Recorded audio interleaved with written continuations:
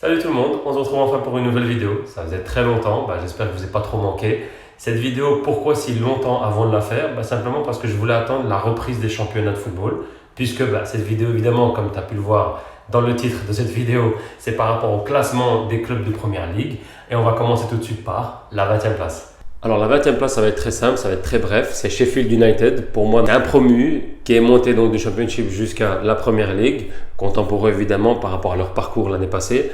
Mais pour moi, ça reste très faible. Pas énormément d'arrivées, mis à part par exemple Mousset de Bournemouth ou alors Jagielka qui était donc le défenseur à Everton. Mais voilà, pour moi, ça reste un petit peu flou encore à voir un petit peu sur la saison. Voir les premiers matchs qu'ils vont faire évidemment, mais pour moi, ça reste un petit peu flou. Donc, comme je ne les connais pas forcément, je les mettrai évidemment à la 20e position. Ensuite vient l'autre promu de Championship qui est juste Norwich. Norwich, voilà, j'ai pu voir l'année passée un ou deux matchs, c'était correct, c'était pas waouh. Il y avait quelques phases de bon football, mais ça restait un peu de juste, surtout qu'au niveau des arrivées, il n'y en a pas eu énormément non plus, surtout par rapport à Sheffield, beaucoup moins d'arrivées quand même. Donc moi je les mettrais quand même ici à la 19e position, à voir sur la saison, surtout qu'ils commencent leur championnat avec Liverpool. Et au mois d'août, ils commencent assez fort puisqu'il y a quand même de gros calibres qui arrivent pour eux. Donc à voir un petit peu, je leur souhaite quand même bon courage aussi. Ensuite, pour moi en 18e position vient Brighton. Brighton a quand même acheté pas mal de joueurs, je pense notamment à l'attaquant de Brentford, Mopai, comme Brewster par exemple. Donc, ces deux-là sont venus pour plus de 20 millions chacun aussi. Donc voilà, il y a quand même pas mal d'arrivées. Il y a eu quelques départs évidemment, mais au niveau des arrivées, c'est quand même pas mal. Donc à voir un petit peu le collectif, ce qu'il va donner avec leur coach aussi. Mais je ne les vois pas non plus surpasser et être en 10e ou 15e position, ce qui est faisable, mais à voir quand même. Et déjà que l'année passée, c'était un petit peu juste, je pense que la 17e, voire 18e position sera leur position malheureusement. J'avais malgré tout un petit peu de difficulté à placer aussi Newcastle, donc pour moi c'est un petit peu les équivalents, donc c'est pour ça que j'ai dit 17e, 18e, à voir un petit peu. Mais Newcastle pour moi, avec leurs problèmes de propriétaires, de clubs, d'argent, etc., ça risque d'être compliqué. Benitez est parti, donc ça a déjà fait une difficulté. Ils ont ramené Steve Bruce, c'est pas le meilleur coach que les fans voulaient avoir non plus.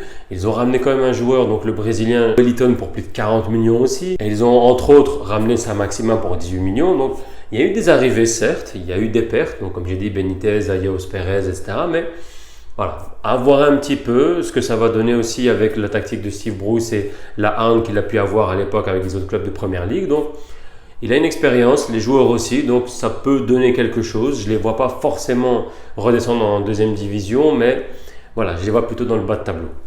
Pour moi, West Ham, c'est le même principe aussi. Je les mets donc à la 16e position. Malgré les arrivées de Haller, par exemple, en attaque pour 40 millions, ils ont eu des pertes. Arnautovic, juste pour citer que lui.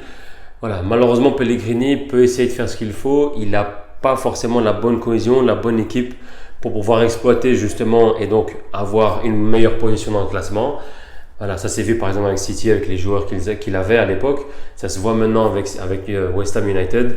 Un petit peu trop juste. Maintenant, voilà, encore une fois, je peux me tromper, je n'ai pas la science infuse. Mais malheureusement ici, moi, de mon expérience de ce qu'il s'est passé l'année passée et les années précédentes, ça ne va pas être faramineux, ça ne va pas être extraordinaire de la part de West Ham. Donc c'est pour ça que je les mets en 16e position.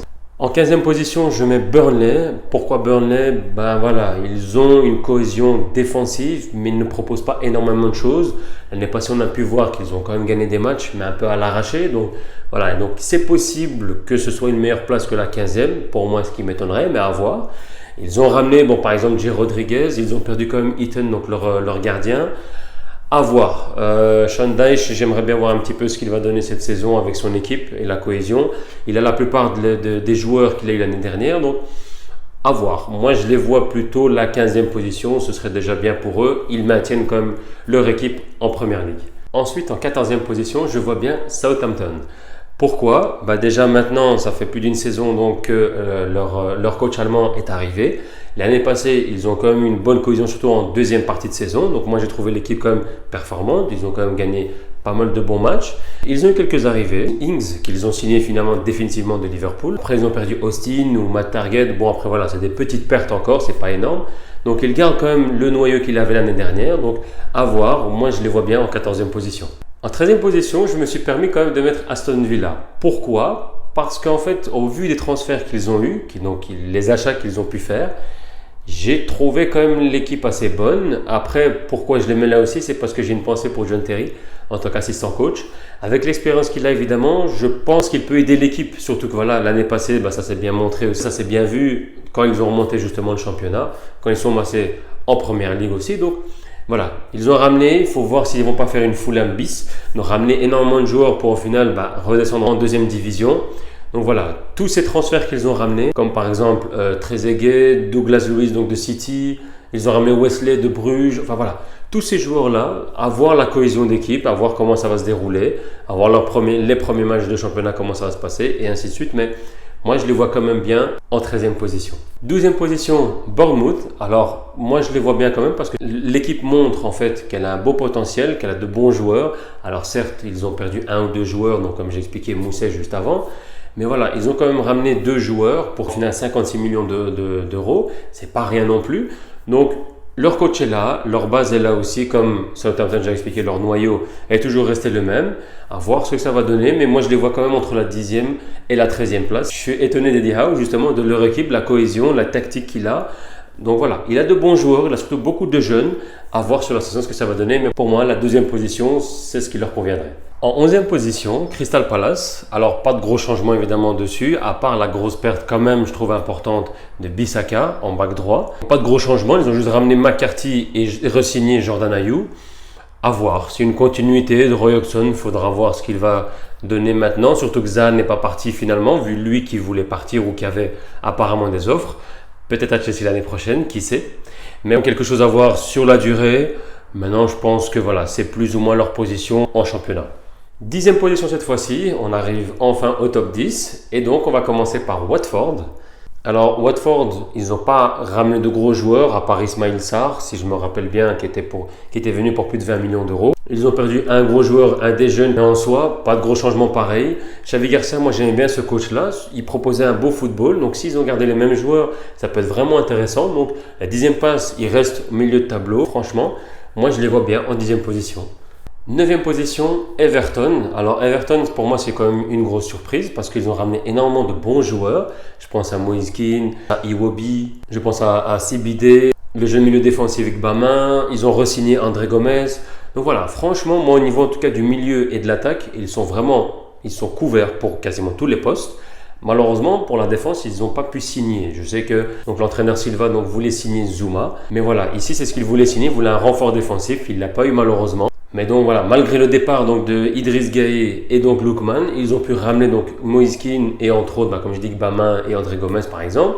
Voilà, donc franchement, grosse équipe, à voir ce que ça va donner parce que les dernières saisons, malgré leur signature, c'était très limite.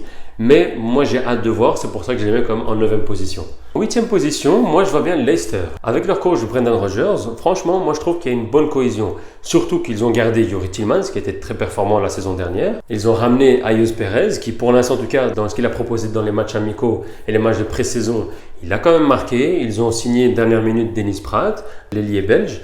Donc, à voir. Certes, ils ont perdu Maguire pour 87 millions.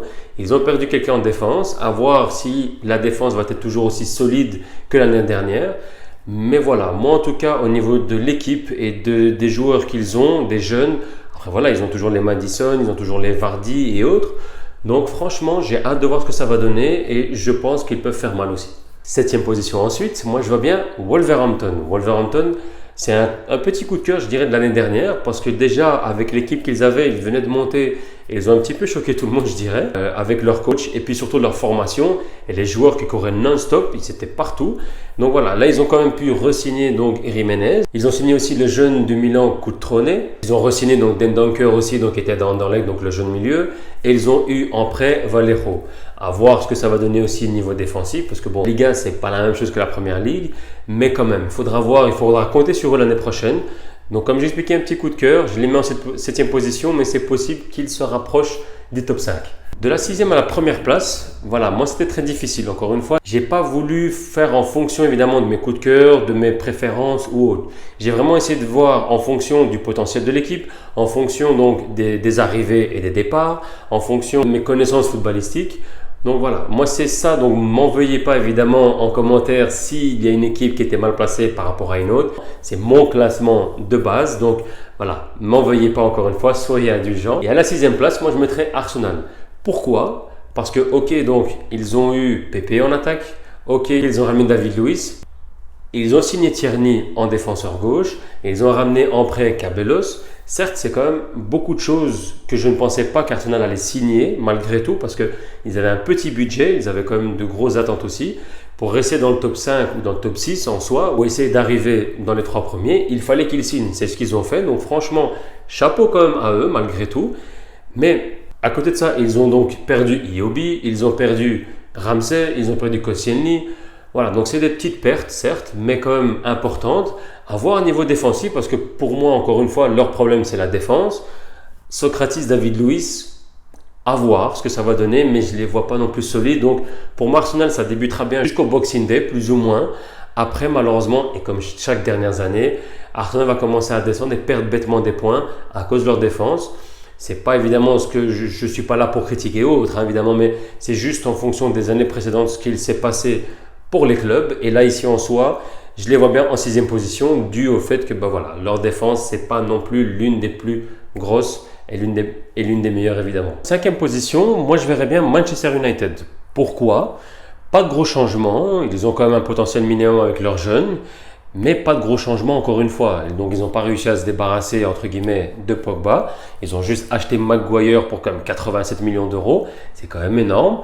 Maintenant, est-ce que ça va être solide? Ils ont quand même acheté aussi Bissaka, donc en back droit. Donc au niveau de la défense, ils ont acheté 2 joueurs, c'est déjà bien.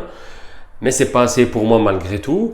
Au niveau de l'attaque et du milieu, il n'y a pas de gros changements. Ils ont rajouté James, joueur de Swansea, donc qui est hyper rapide, assez jeune, avec du potentiel, certes, mais encore une fois, il faudra voir au niveau de la saison, sur le courant, ce qu'ils vont flancher avec justement tout ce qui est l'Europa League, les coupes internes, etc., la course au top 4 du championnat. À voir. Pour moi, voilà, ça se jouait un petit peu entre Arsenal et Manchester United. J'ai préféré mettre Manchester United malgré tout. Mais bon, voilà, c'est un petit peu ce côté indécis. Et puis, voilà, ça reste toujours, encore une fois, Manchester United avec Solskjaer qui est là justement. C'est possible qu'il passe un cap cette année, donc on verra bien. 4e place, évidemment, mon club de cœur, Chelsea. Pourquoi je l'ai mis en 4e place? J'ai toujours foi en ce club, malgré justement les retentissements qu'on a eu, encore une fois avec David Luiz, avec le fait que Lampard soit arrivé et qu'on ait viré Sarri après un an, qu'on ait le transfert ban, qu'on ait Hazard évidemment au Real Madrid. Enfin voilà, tout ce chamboulement-là, malgré tout, pour moi c'est une bonne chose. C'est une bonne chose vu que justement on perd certains joueurs, certes, mais on récupère d'autres. Surtout que là, au niveau même de l'infrastructure du club, donc au niveau des dirigeants, donc comme je dis, on avait Lampard, on a Petrucci qui est revenu, Claude Makelele est pareil. Voilà, il y a quand même des joueurs qui sont revenus au club. On a ensuite, comme je dis, le retour des jeunes, enfin, on peut dire ça comme ça. Alors certes, ça ne va pas être quelque chose qui va nous apporter énormément de choses dans le sens de l'expérience, dans le sens de marquer autant de goals, etc. Donc voilà, par rapport aux deux mastodontes qu'on a au-dessus, City, Liverpool par exemple, c'est clair qu'il y a une grosse marge de différence, certes. Mais le fait d'avoir des jeunes, en tant que supporter de Chelsea, c'est comme si c'était un renouveau, un nouveau cycle. Donc avoir des jeunes qui sortent du club de formation, qui ont faim, qui ont envie, qui sont enfin là, ça peut donner quelque chose. À voir. Moi, je suis quand même optimiste. J'essaie de l'être en tout cas. Maintenant, ça va être une longue saison. Faudra voir. Mais au niveau du collectif, de chaque position qu'il y a dans l'équipe, ça peut donner quelque chose. À voir. Mais toujours la 4e position pour Chelsea. En 3e position, le top 3, pour moi, ce sera Tottenham. Pourquoi? Parce qu'ils ont quand même Pochettino. Pochettino, c'est un énorme coach. Moi, franchement, je le trouve énorme. Il a de bonnes tactiques. Il a les joueurs. On a bien vu la saison passée avec les joueurs qu'il avait. Il n'y avait pas beaucoup de changements, pas beaucoup de bancs. Et au final, ça a donné quelque chose. Il est quand même arrivé loin en Champions League, en championnat. Donc franchement, moi, je tire quand même mon chapeau à Pochettino. Là maintenant, ils ont quand même eu du renfort. Il a quand même ramené Ndombele par exemple. Là, ils ont signé Sessegnon. Lo Celso, il faudra voir quand même au milieu ce que ça va donner. Voilà, ces joueurs-là, franchement, moi j'ai hâte. Avec Son et Kane qui sont toujours là aussi. Enfin, moi, je suis content quand même pour Pochettino parce qu'il méritait d'avoir quand même quelques joueurs à signer. Il faudra voir sur la saison si ils vont pas commencer à être cramés après le Boxing Day aussi et donc commencer à faire des fautes, des erreurs et donc perdre simplement et bêtement des matchs. Faudra voir, mais moi je les vois quand même bien 3e sur le championnat. Et enfin, les 2 premières places, Je vais commencer par la deuxième place qui est simplement Liverpool. Pour moi, Liverpool mériterait sa deuxième place, malheureusement, encore une fois. Je ne les vois pas gagner ce championnat. J'expliquerai évidemment City par la suite, mais je ne les vois pas gagner le championnat. Alors certes, ça reste la même équipe, il n'y a pas de vendu, il n'y a pas eu de changement. Ils ont ramené un ou deux jeunes, mais c'est tout. Ils ont ramené le gardien gratuitement, Adrian, donc de West Ham. Ça leur change de millionnaire qui est parti évidemment, mais mis à part ça, il n'y a pas de changement. Donc c'est quand même une bonne chose parce qu'il y a un noyau, encore une fois, de l'équipe. Donc ça reste la même. Les joueurs se connaissent et s'entendent. Mais malheureusement, il n'y a pas de banc. Ou le banc n'est pas waouh par rapport à City, par exemple. C'est pour ça que pour moi, surtout qu'en plus, ils ont donc la Ligue des Champions, le championnat, les coupes aussi internes, etc. Donc ça fait quand même beaucoup pour Liverpool, sans forcément d'avoir de banc. Ça va être un peu compliqué pour moi. Donc je les mettrai plutôt en deuxième position. Évidemment, pour moi, en première position, je verrais bien Pep Guardiola gagner encore une fois le championnat, donc être premier avec City. Voilà, j'ai pas beaucoup de choses à dire sur City. Je pense qu'on connaît, on a vu un petit peu. Et en plus, on verra déjà leur premier match de championnat contre West Ham. Mais pour moi, ça reste le favori. Ils ont l'équipe, ils ont le coach et ils ont rajouté surtout des joueurs. Ils ont racheté Rodri. Ils ont changé Danilo qui jouait plus pour Cancelo, donc un énorme back droit, donc concurrence avec Walker. Ils ont acheté aussi quelques joueurs, donc si Guardiola a acheté ces joueurs-là, c'est peut-être pas pour rien. Ils ont gardé les mêmes noyaux encore une fois, les mêmes tactiques, les mêmes formations, donc ça va être énorme. Il faudra compter sur City, ça c'est clair et net. Mais moi je les vois bien en tout cas premiers de ce championnat pour la saison 2019-2020. Donc voilà mon classement, j'espère que ça t'aura plu. Si tu as d'autres commentaires, si tu n'es pas d'accord ou d'accord, en bas ça se passe en commentaire. N'hésite pas toujours encore une fois à me suivre sur les réseaux sociaux, que ce soit Instagram ou Twitter, surtout d'ailleurs Twitter puisque c'est là où je parle énormément de foot, que ce soit de Chelsea ou du championnat ou des championnats en général. Mais n'hésite pas à me suivre, ça me fera toujours plaisir d'avoir une discussion avec toi ou de répondre à quelques questions que tu as éventuellement. Merci d'avoir regardé cette vidéo et à la prochaine et t'en fais pas, ça va pas durer. Ciao ciao.